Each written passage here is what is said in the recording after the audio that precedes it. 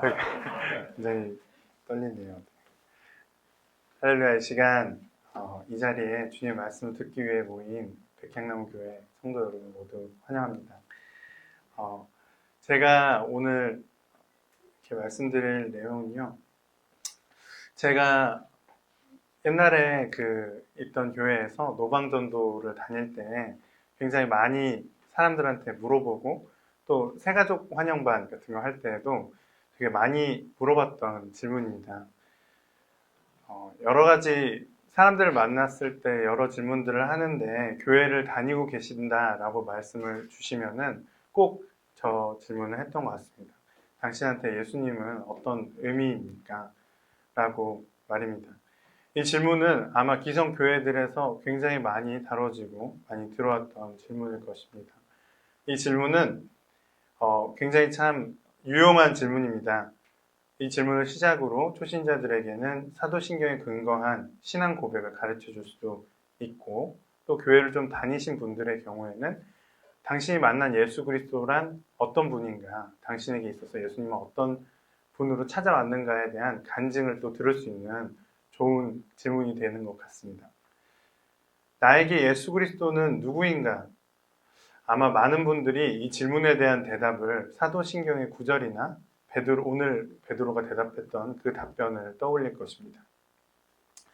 먼저 설교를 하기에 앞서서 사도신경은 이단과 전통을 구분하는 기준이 되는 것으로 저는 오늘의 설교 말씀에서 그러한 예수 그리스도를 향한 사도신경적 신앙 고백에 대하여 교리적으로 반박하거나 반대할 생각이 없음을 밝힙니다. 우리에게 예수 그리스도가 어떤 의미인지, 또 우리가 만들어가야 교회가 어떤 교회인지를 함께 이야기해보고자 합니다. 네, 그래서 이 질문을 들은 많은 사람들이 사도신경적 신앙 고백을 하곤 하는데요. 조금만 더 이야기를 해보면 아마도 나에게 있어서 예수 그리스도가 어떤 의미인지 각자 다 다른 대답을 내어놓을 것입니다. 우리는 모두 각자의 예수를 생각하고 믿고 따릅니다. 어떤 이들은 예수 그리스도를 예언자적 선포를 하는 그리스도로 생각하고, 누군가는 예수를 혁명가로, 누군가는 약자를 위로하는 그리스도로 생각하며, 또 어떤 사람들은 기도와 숭배의 대상인 전지전능한 하나님으로 바라봅니다. 예일대학교 신학부의 저명한 기독교 사상사 전문가인 자로슬라브 펠리칸이라는 분이 그의 저서 Jesus Through the Centuries 라는 책에서, 네, 감사합니다 여러분 웃어주셔서. 네, 책에서 지난 2000년에 거쳐 부각된 예수님의 모습 18가지를 각기 상세하게 설명합니다. 랍비, 역사의 전환점, 이방인들의 빛, 왕 중의 왕, 우주적 그리스도, 사람의 아들, 참된 형상, 십자가에 달린 그리스도, 세상을 통치하는 수도승, 영혼의 신랑, 하나님과 인간의 모델, 보편적 인간, 영혼의 거울, 평화의 왕자, 상식교사, 성령의 시인, 해방자, 세상에 속한 사람 등이 바로 그것입니다. 이처럼 그동안의 유구한 역사 속에 우리는 예수를 바라보는 다양한 시각들을 키워왔습니다. 오늘의 본문을 통해서 여러분께서는 제자들에게 너희는 나를 누구라고 하느냐? 라고 예수님께서 질문하시는 것을 발견할 수 있습니다. 설교를 시작하기에 앞서 저도 여러분에게 이와 같은 질문을 던지고 싶습니다. 여러분들은 예수를 누구라고 하나요? 오늘의 본문 말씀을 통해서 우리는 당대에 예수 그리스도를 따랐던 많은 사람들이 예수님에 대해서 각자의 방식으로 해석하고 바라보았던 것을 발견할 수 있습니다. 예수를 따랐던 무리들은 예수에 대해서 어떤 사람은 세례 요한, 어떤 사람은 엘리야라고 했습니다. 또 어떤 사람은 예언자 중 한 사람이라고 말했습니다. 이것은 전혀 틀린 대답도 아니었고 엉뚱한 대답도 아니었습니다. 사실 당시에 예수님의 행적을 지켜보던 많은 사람들의 눈에 비추어졌던 예수 그리스도의 모습이 바로 그것이었습니다. 예수님은 분명 세례 요한이 그랬던 것처럼 성령에 충만한 예언자였습니다. 예수님은 구약의 예언자들과 세례 요한처럼 하나님의 말씀을 대언하며 불의한 권력을 휘두르는 지도자들을 탄핵했습니다. 예수님이 고통 중에 신음하는 백성들을 위로하시는 예언자였다는 사실은 예수님을 바르게 이해하는 데 매우 중요한 포인트 중 하나입니다. 우리는 예수를 따르는 무리가 예수님을 누구라 하는지를 지금 한번 살펴보았습니다. 그렇다면 제자들은 예수님을 어떻게 바라보고 있었을까요? 배동만 목사님께서 이전에 해당 본문을 통해서 제자들이 바라보았던 예수 그리스도를 우리에게 설교해 주신 적이 있습니다. 궁금하신 분은 유튜브를 구독과 좋아요 눌러주시기 찾아봐 주시기 바랍니다. 네. 제자들 혹은 제자들을 대표하는 베드로는 무리들보다 조금 더 나아가서 예수님을 그리스도요 살아계신 하나님의 아들이라고 고백합니다. 우리가 그리스도라는 단어에 너무 익숙해져 있어서 이 베드로의 신앙 고백을 어떤 예수 그리스도를 신적 구원자로 고백했다는 것으로 이렇게 바로 이해하는 경우가 많습니다. 하지만 해당 본문은 베드로가 그 죄에서 인류를 구원할 그런 신적 구원자로서 예수를 고백했다기보다는 자신들을 로마의 압제에서 구원해 주신 유일한 그런 왕 중의 왕, 구원자로 생각해서 한 본문이라고 해석하는 것이 더 맞습니다. 그 증거는 해당 본문 뒤에 예수께서 고난을 받을 것을 예언하시자 베드로가 강하게 그것을 부정하고 그로 인해 예수님께 혼이 나는 것을 통해 확인할 수 있습니다. 예수를 따르는 무리가 생각하는 예수님의 모습, 제자들이 생각하던 예수님의 모습을 보면서 각자가 생각하고 꿈꾸는 예수님의 모습이 그들이 속해 있는 공동체의 방향성과 목표, 지향성에 지대한 영향을 끼친다는 것을 우리는 지금 발견할 수 있습니다. 예수를 따르는 무리들 중 예수를 따르는 무리들 중 예수를 기적과 치유를 베푸는 예언자로 생각한 사람이 있다면 그는 아마도 예수님 앞에 치료를 받기 위해 나올 것입니다. 예수를 어떤 압제에서 해방할 그런 혁명가로 생각한 사람이 있다면 그는 공의와 정의를 외치며 투쟁을 하기 위해 예수 앞에 나올 것입니다.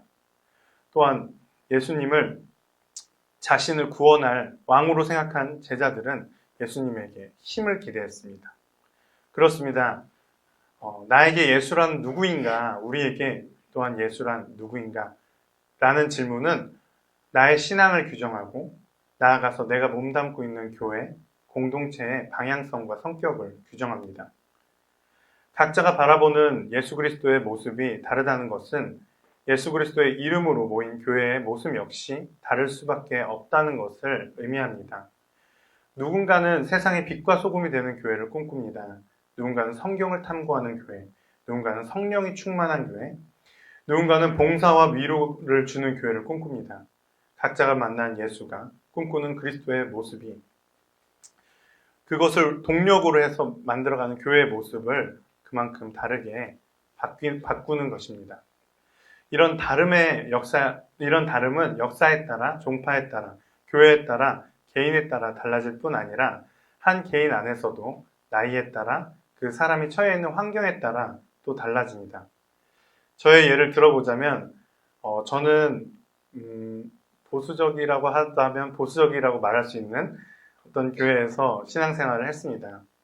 그 당시에 저에게 예수님은 기도 가운데, 찬양 가운데, 예배 가운데 눈물로써 오시는 분이셨고 개인적인 죄악에서 나를 구원해 주시는 분이셨고 나의 소원을 이뤄주시는 그런 기적을 베푸시는 분이셨고 또 나에게 뜨거운 선교의 그런 소망을 불태우시는 그런 분이셨습니다.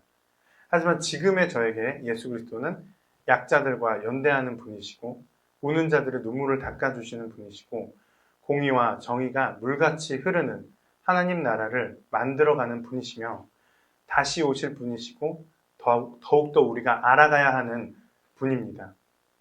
아마도 여러분들도 제가 이야기를 하는 것을 들으시면서 여러분의 신앙의 역사에서 예수 그리스도가 어떤 분이었는지를 돌아보셨을 것입니다. 그렇다면 이렇게 전부 다른 예수님을 믿으며 각자가 생각하는 교회를 꿈꾸며 이 자리에 교회를 세우고자 모인 우리가 예수 그리스도께서 머리된 하나의 몸된 교회를 만들어갈 수 있을까요? 주님께서는 에베소서 1장 23절의 말씀에서 교회는 그리스도의 몸이요 만물 안에서 만물을 충만케 하시는 분의 충만함입니다 라고 말씀하십니다. 이 말씀을 통해 우리에게 교회의 연합과 하나됨을 가르치십니다. 교회는 그리스도의 몸이라는 것은 교회가 바로 유기체적 존재임을 말합니다. 개개인이 그저 따로 존재하는 것이 아니라 누군가는 발이 되고 누군가는 손이 되어 일하는 각자의 역할과 각자가 띠는 모습은 다르지만 통일된 그 존재임을 이야기합니다. 모두가 각자가 만난 예수 그리스도를 품고 각자가 소망하는 교회만을 꿈꾸며 그저 한 공간에 있기만 한다면 그것은 진정한 의미의 몸된 교회를 만들어간다고 이야기할 수 없을 것입니다. 그것은 잘 쳐줘봐야 그저 한 공간에 같이 있다 정도밖에는 말할 수 없을 것입니다. 그렇습니다. 우리의 각자의 그리스도론, 교회론은 다 다를 수 있습니다. 역사상 많은 교회들, 많은 그리스도인들이 다른 그리스도론과 교회론을 갖고 있었습니다. 교부 시대의 어거스틴과 우리가 똑같은 예수 그리스도의 모습을 꿈꾸고 지향하며 그것으로 교회를 만들어간다고 이야기할 수 없습니다. 이러한 각자 개별자들의 특수성을 극복하고 우리가 하나의 몸된 교회로 연합되기 위해서는 개인이 꿈꾸는 각자의 다른 그리스도론을 관통하는 주님의 모습, 그 보편적인 교회의 모습이 있어야만 합니다. 그렇다면 우리들은 어떻습니까? 백향나무 교회는 과연 이 공간에 하나로 모여서 말씀을 듣고 예배를 드리지만 하나의 몸된 교회라고 말할 수 있습니까? 개인이 꿈꾸는 교회의 모습을 초월하여 그 모습을 관통하는 본질을 바라보고 함께 몸된 교회를 만들어가기 위해서는 몇 가지 노력들이 필요합니다. 저는 그 노력들과 방법들을 고민하며 제가 처음 볼링을 배웠을 때를 떠올려 봤습니다. 저는 볼링을 어떤 전문가한테 이렇게 레슨을 받으면서 배웠던 것은 아니고요. 그냥 친구들이랑 우르르 가서 거기서 이렇게 했는데 정말 그 친구들이 저의 볼링 실력에 다들 깜짝 놀랐습니다. 어떻게 이렇게 못 칠 수가 있느냐. 정말 세상에 제가 한 50점을 쳤었는데 다들 그래도 처음 치면 한 80 정도는 치던데 정말 대단하다라고 칭찬을 해줬던 기억이 납니다. 네, 그때 저를 가르쳐줬던 그 친구가 저에게 볼링을 가르쳐주며 했던 이야기가 생각납니다. 그 친구는 세 가지를 기억하라고 했습니다. 먼저는 볼링 공이 갈 그 핀을 봐야 합니다. 그리고 두 번째는 핀과 나 사이에 땅바닥에 보면 이렇게 화살 표시가 있습니다. 그 화살 표시를 보면서 방향을 잘 잡아야 된다고 합니다. 그리고 세 번째는 공을 굴리면 되는 겁니다. 네, 이 세 가지만 기억하면 볼링은 다 칠 수 있다고 이야기를 했습니다. 물론 여기에서 볼링을 실제로 잘 치시거나 많이 배우신 분들은 그거를 레슨이라고 그게 어떻게 볼링을 치는 방법이라고 할 수 있느냐라고 이야기하실 수 있겠지만 야매로 배운 저에게는 그것이 정석이었습니다. 네, 제가 하나된 몸된 교회를 만들어가는 방법을 떠올리며 이 볼링을 배웠던 그 과정이 생각났던 것은 그것이 하나된 몸된 교회를 만드는 방법의 좋은 비유가 될 수 있을 것 같아서였습니다. 먼저 우리가 볼링핀을 제대로 바라봐야 하듯이 우리는 예수 그리스도를 바라보아야 합니다. 기성교회에서 목사님들이 아마 가장 많이 하시는 이야기 중 하나일 것입니다. 어떤 유명한 대형교회 목사님께서는 24시간 내내 예수 그리스도를 바라보라고 말씀도 하셨습니다. 하지만 지금 제가 말씀드리고자 하는 부분은 거기에서 이야기하고 있는 큐티나 묵상을 이야기하고 있는 것이 아닙니다. 오히려 추상적인 묵상이 예수 그리스도의 본질을 바라보는 것을 어렵게 만들 수 있을 것이라고 생각합니다. 물론 큐티나 묵상의 가치가 없거나 그것을 하는 것이 의미가 없다고 이야기하는 것은 절대 아닙니다.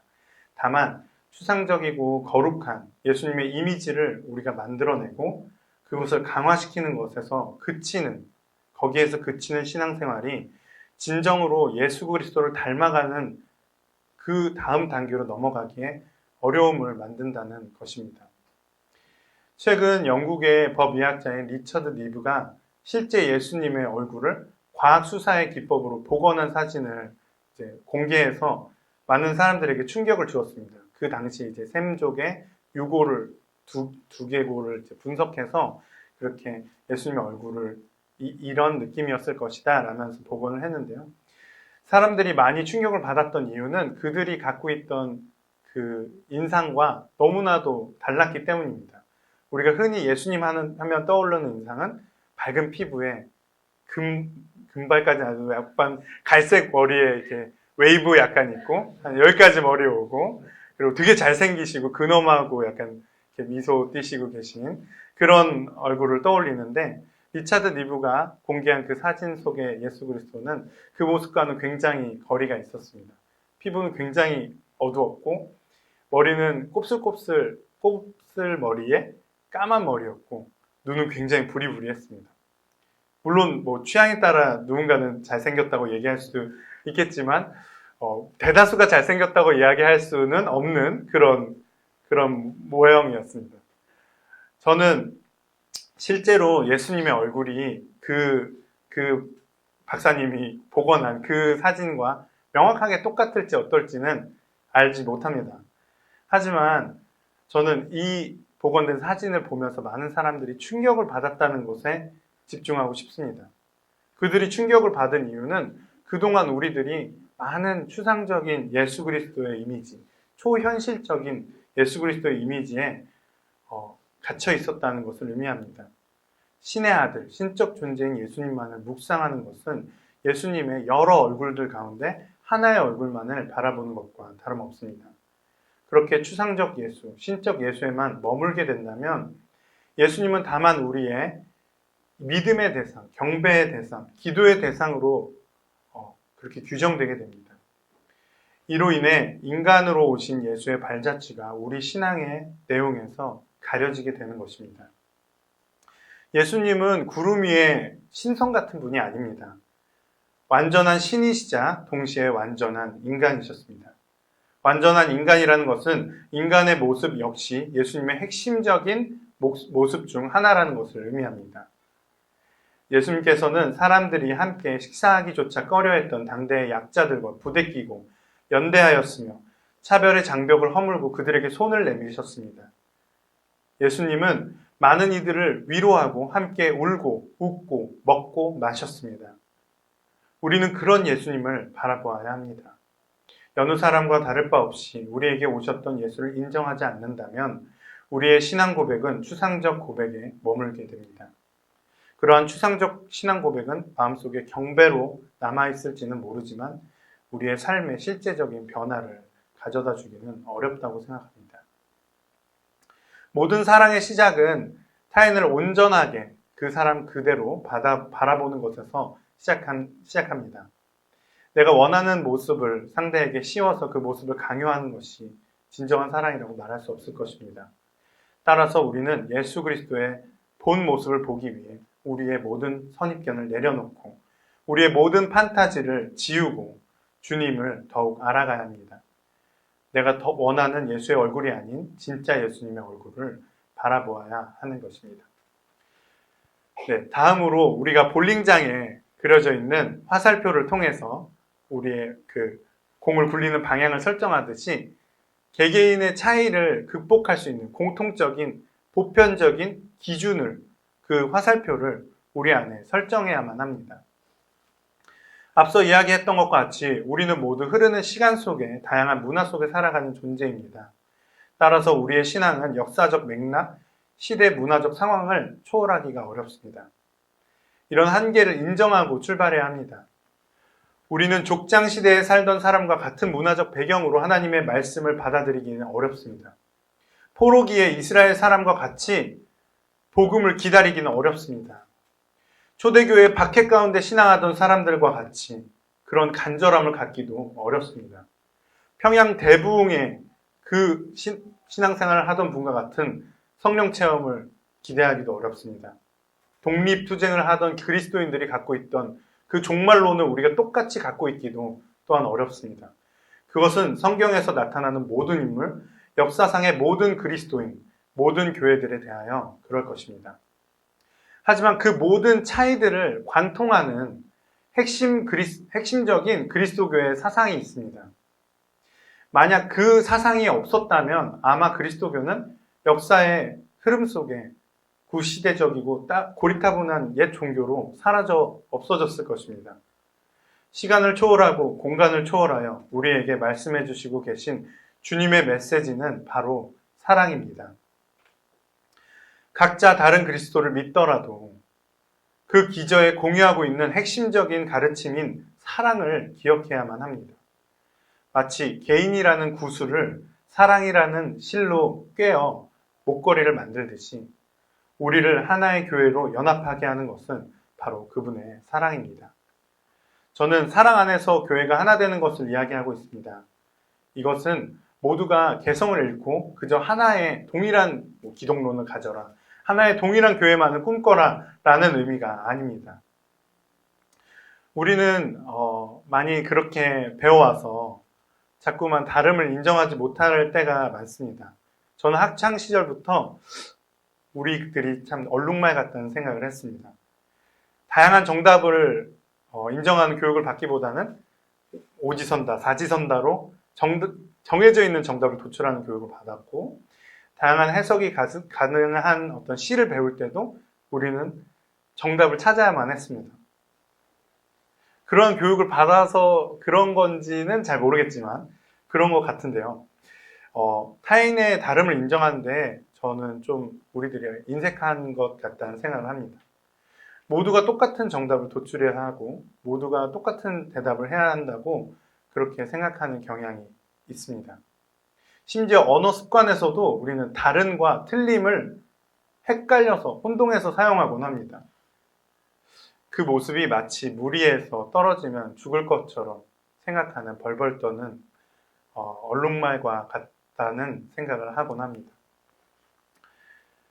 그리스도의 사랑 안에서 하나의 교회를 만들어 간다는 것은 그저 하나의 정답만을 도출해야 된다는 것을 의미하는 것은 아닙니다. 구체적인 예를 통해서 어떻게 해나가야 될지를 한번 얘기해 보고자 합니다. 성령 체험과 기도 가운데, 예배 가운데 불같은 뜨거움으로 예수 그리스도를 만난 분이 있습니다. 이분은 본인이 기도를 통해 만나는 그리스도가 진정한 그리스도의 모습이라고 확신합니다. 하지만 어떤 다른 분은 성경을 깊게 탐구하며 잔잔한 호수처럼 깊은 감동 속에 예수 그리스도를 만났습니다. 이때 기도를 통해 그리스도를 만난 분과 성경을 읽으며 그리스도를 만난 분은 서로 틀린 생각을 하고 있다고 생각할까요? 저는 그들이 틀렸다고 생각하지 않습니다. 그저 예수 그리스도의 어떤 면을 보고 그것을 만난 것이지 모두가 맞는 정답으로 신앙생활을 하고 있다고 생각합니다. 이와 같이 서로의 차이를 인정하고 존중하며 서로를 관통하는 사랑의 가치관으로 우리는 서로를 바라보아야 합니다. 마지막으로 볼링에서 아무리 볼링핀을 잘 보고 볼링장에 있는 화살표의 방향을 잘 설정한다고 하더라도 볼링공을 굴리지 않으면 아무 일도 일어나지 않듯이 우리 역시도 실천하지 않으면 아무 일도 일어나지 않습니다. 그리스도의 사랑 안에서 공동체로서 하나 되는 것을 작은 데서부터 차근차근 연습해야 합니다. 여러분, 우리가 왜 복권에 당첨되지 않는지 아십니까? 정답입니다. 그 이유는 우리가 복권을 사지 않기 때문입니다.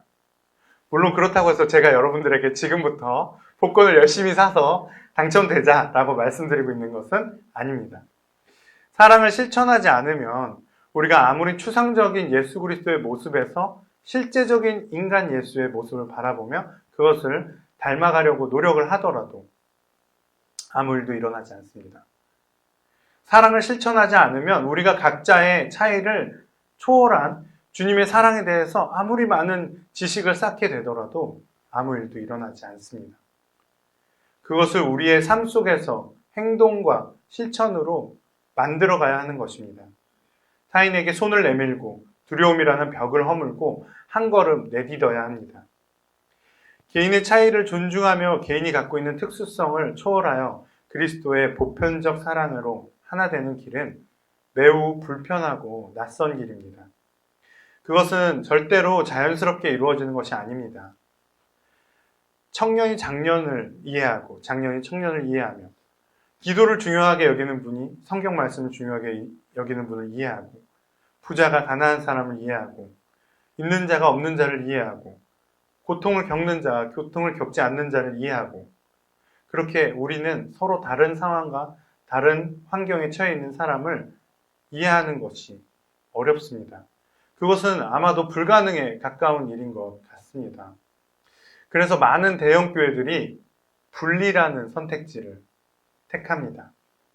장년은 장년끼리, 청년은 청년끼리, 부자는 부자끼리, 가난한 사람은 가난한 사람들끼리. 지역에 따라, 나이에 따라, 직업에 따라, 환경에 따라 분리해서 예배드리게 합니다. 분리해서 그들이 각자 꿈꾸는 교회를 만들어가라고 합니다. 타인이 만난 예수 그리스도의 모습이 어떤 모습인지, 타인이 꿈꾸는 교회의 모습이 어떤 모습인지 궁금해할 필요도 없고 조심스러울 필요도 없습니다. 그것은 매우 합리적이고 편리한 선택이라고 보여집니다. 언제나 모두가 함께하는 것은 어렵습니다. 저희 교회의 운영 방식처럼 모두의 의견을 반영해서 민주적으로 운영하는 그 운영이 목사님이 독재적으로 자기 하고 싶은 대로 끽소리 하지 마, 나 목사야 라면서 그렇게 확 몰아치는 것보다 한 2,500배 정도 어려운 것 같습니다. 자신과 다른 타인의 모습에서 그들과 나의 차이를 고민하고 그 차이를 극복하기 위해 타인을 이해하려고 노력하는 것은 굉장히 어려운 일입니다. 차라리 다르다 싶으면 그냥 틀렸다라고 말하는 것이 쉽습니다. 타인을 포용하는 것보다 배제하는 것이 쉽습니다. 타인을 사랑하는 것보다 혐오하는 것이 쉽습니다. 우는 자들과 함께 울고 웃는 자들과 함께 웃는 것보다 우는 자들을 비웃고 웃는 자들을 질투하는 것이 훨씬 더 쉽습니다. 하지만 주님은 우리에게 그런 쉬운 길을 가라고 말씀하시지 않으셨습니다. 마태복음 16장 24절의 말씀을 제가 한번 읽어보겠습니다. 그때 예수께서 제자들에게 말씀하셨다. 누구든지 나를 따라오려거든 자기를 부인하고 제 십자가를 지고 나를 따라오너라. 그렇습니다. 주님께서는 자기를 부인하고 십자가를 지고 따라오라고 말씀하십니다. 예수님의 행적을 따라 그 발자취를 따라 살아갈 것을 우리에게 명령하십니다. 예수께서 우리에게 그의 공생애를 통해 어떤 모습을 보여주셨습니까? 그분은 모두가 손가락질하고 어울리고 싶어하지 않았던 죄인과 세리의 친구가 되어주셨습니다. 그분은 모두가 손을 내밀려고 하지 않고 불결하다고 여겼던 병자들에게 손을 내미셨습니다. 제자들이 가까이 오지 못하게 했던 어린아이들을 가까이 오라고 그렇게 명령하셨습니다. 여러분 어떻습니까? 그 길이 쉬워 보이십니까? 편리해 보이십니까? 저는 백향나무 교회가 불편하고 힘든 십자가의 길을 걸었으면 좋겠습니다. 주님을 따라서 죽는 그 길을 선택했으면 좋겠습니다. 껄끄럽고 낯설고 때로는 이해가 안 갈 수도 있습니다. 어떨 때는 짜증도 나고 갈등도 있을 수 있습니다. 그런 갈등이 터져서 한판 붙을 수도 있습니다. 하지만 저는 우리가 그런 길을 계속 걸어갔으면 좋겠습니다. 인간적인 생각으로 그 길을 보자면 도저히 걸을 수 없을 것 같은 길입니다. 고난과 고통만이 가득해 보이고 종래에는 실패가 기다리고 있을 것 같은 두려운 길입니다. 그것이 바로 우리가 걸어야 할 십자가의 길입니다. 예수님께서는 왜 비유하실 때 십자가를 말씀하셨을까요? 그것이 그만큼 힘든 길이기 때문입니다. 하지만 그것이 힘들기만 한 길은 아닙니다. 예수님께서는 25절에서 이렇게 말씀하십니다. 누구든지 자기 목숨을 구하고자 하는 사람은 잃을 것이요. 나 때문에 자기 목숨을 잃는 사람은 찾을 것이다. 우리가 자기를 부인하고 목숨을 내놓을 경우 살 것이라고 말씀하십니다. 그것이 바로 주님의 길을 걷는 이들이 마주하는 딜레마입니다. 도저히 인간의 힘으로는 해낼 수 없을 것 같은 예수님의 발자취를 따라가는 것. 고통과 실패밖에 없을 것 같은 그 길을 선택하는 것, 그 선택에 능력이 있습니다. 우리는 가기 전에는 알 수 없지만 그 길에 발을 내디딜 때 비로소 주님께서 우리와 함께 계신다는 사실을 발견하게 됩니다. 고통과 죽음과 실패밖에 없을 것 같지만 주님 안에서 비로소 참 생명을 경험하게 됩니다. 그것이 십자가의 길이 갖고 있는 기적적인 진리입니다. 십자가 사건이 예수님의 죽음으로만 끝났다면 우리도 기대할 것이 없을 것입니다. 하지만 주님께서는 사흘 만에 죽은 자 가운데서 다시 살아나셨습니다. 우리들이 선택한 이 죽음도 주님 안에서 부활할 것입니다. 설교를 마치며 다시 여러분들에게 질문하고 싶습니다. 여러분이 만난 예수는 누구입니까? 여러분들이 생각하고 꿈꾸는 교회는 어떤 교회입니까? 우리가 이곳 백향나무 교회에서 그저 함께 공간적으로 존재할 뿐 아니라 주님의 뜻에 따라 몸된 교회를 이루어갈 수 있겠습니까? 하나의 정답 아래 모이는 것도 아닌, 각자가 그저 따로 존재하는 것도 아닌 각자의 모습을 갖고 공존하는 그 길은 아마 어려울 것입니다. 예수님이 걸어가신 그 길처럼 고난이 가득할 수 있습니다. 하지만 백향나무가 담대하고 용감하게 그 길을 선택할 수 있으면 좋겠습니다. 부활하신 예수 그리스도를 바라보며 그 소망을 품을 수 있으면 좋겠습니다. 공존하기 어렵지만 손 내밀고, 포용하기 힘들지만 끌어안고, 함께하기 어렵지만 동행하는 그런 교회가 되었으면 좋겠습니다. 서로의 차이를 인정하고 극복하며 그리스도의 사랑으로 연합하는 것, 그것이 그리스도께서 오늘 우리에게 주시는 도전입니다. 기도하겠습니다. 하나님 아버지 감사합니다. 오늘 주님께서 우리에게 하고 계신 질문을 한번 생각해 보기를 원합니다. 너희는 나를 누구라고 하느냐? 우리는 각자가 다 다른 예수 그리스도를 꿈꿉니다. 우리는 각자가 다른 교회의 모습을 소망합니다. 하지만 주님, 우리가 이곳에 모여서 함께 주님의 그 사랑의 끈으로 묶일 때 우리가 정말 진정으로 주님의 몸된 교회를 만들어갈 수 있게 도와주시옵소서. 주님, 우리가 그런 교회를 만들어갈 수 있음을 믿으며 나아갑니다. 그 길은 고난과 고통이 있을지 모릅니다. 하지만 그 가운데서 주님께서 함께 하신다는 것을 우리가 굳게 믿고 주님의 부활을 소망하며 우리가 함께 용기 내어 나아가기를 원합니다. 그런 백향나무가 되기를 원합니다. 감사합니다. 이 모든 말씀 우리 주 예수 그리스도의 이름으로 기도드렸습니다.